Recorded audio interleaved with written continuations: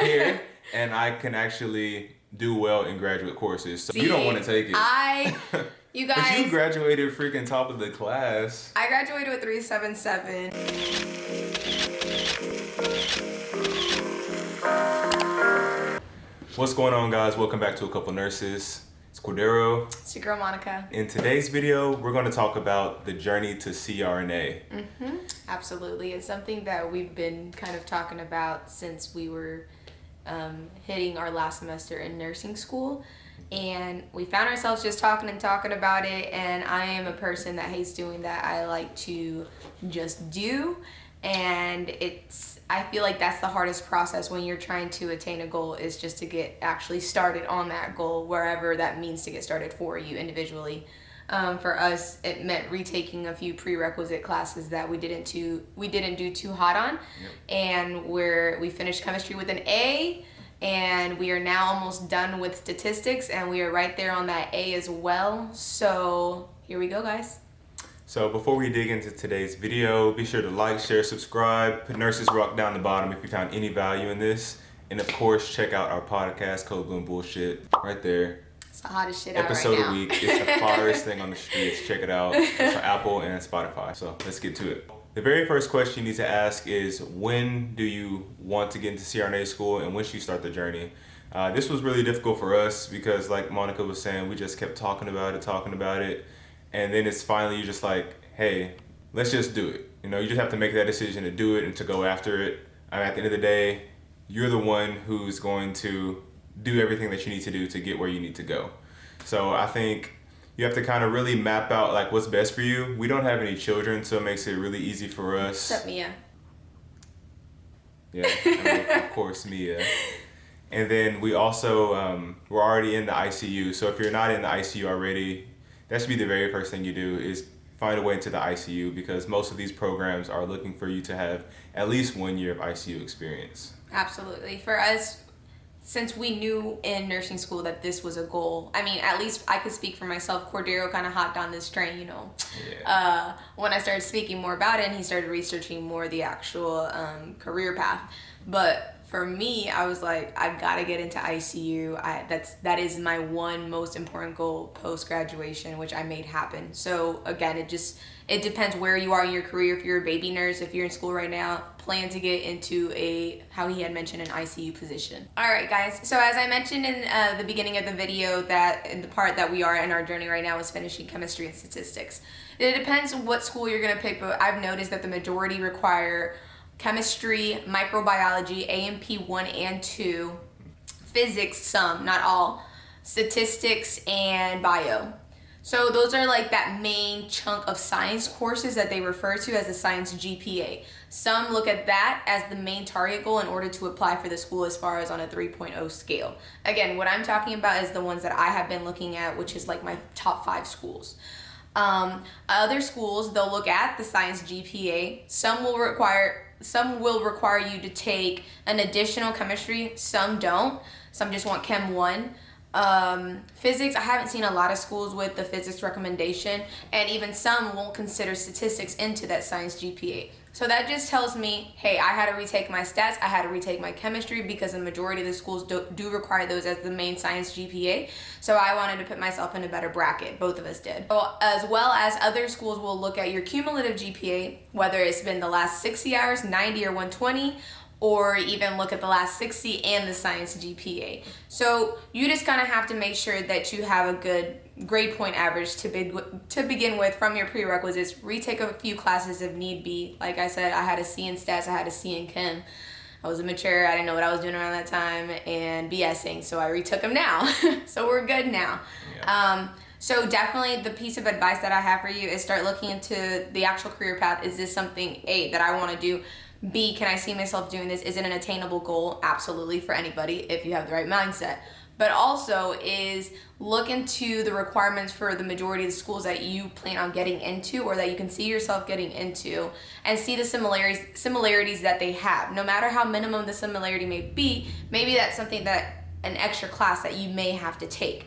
a lot of them also have a year, I guess, requirement. For example, some schools will not take your statistics that has been taken less than 5 years. I've seen A&P 1 and 2 less than 10 years, they won't, greater than 10 years, they won't take it. So those are just some things that you want to cluster together when you're thinking about starting this journey for yourself. Facts. My first GPA, if you guys have been following me, wasn't that great. So a lot of the schools that I'm looking at are the last 60 hours, which is my complete nursing degree and not taking into account my first degree. And then I'm also looking to a lot of schools that are place a lot of significance on the science GPA, like she was saying. So that's why we're retaking chemistry as well, and I already did good in my A&P and micro.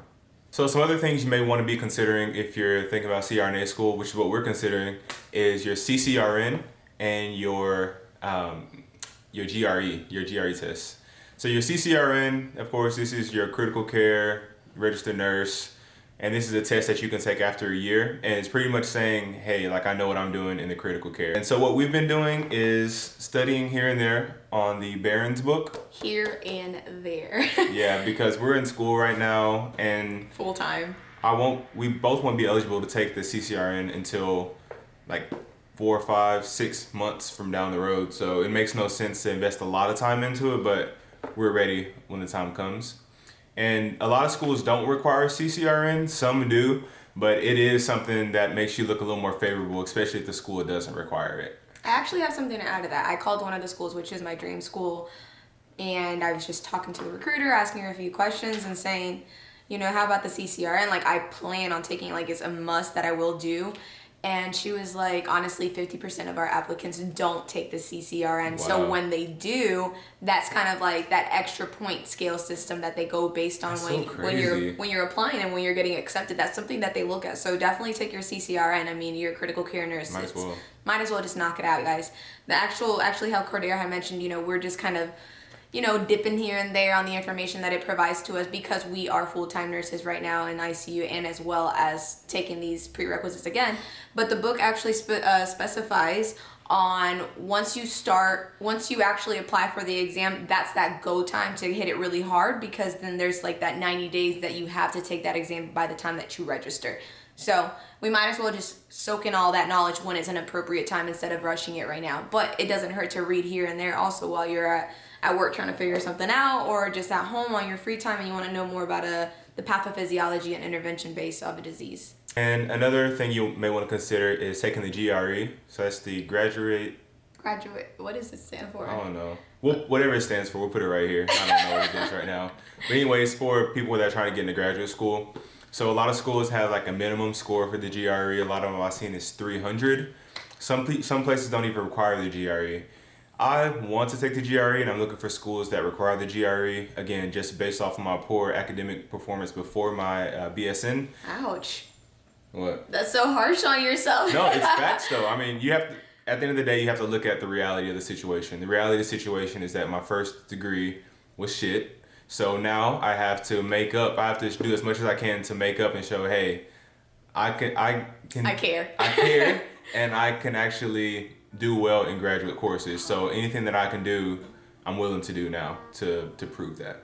So the GRE, whether school requires it or not, is definitely a must for me, and I suggest you guys do it too. See, you don't want to take it. You guys. But you graduated freaking top of the class. I graduated with 3.77, and now with my science course GPAs, I've gotten all A's and B's, so I believe it's like at a 3.6 or 3.8 with those as well. And for me, I don't want to take the GRE just because I have this bad mentality, which I'm trying to fix right now, that I don't do well on standardized tests.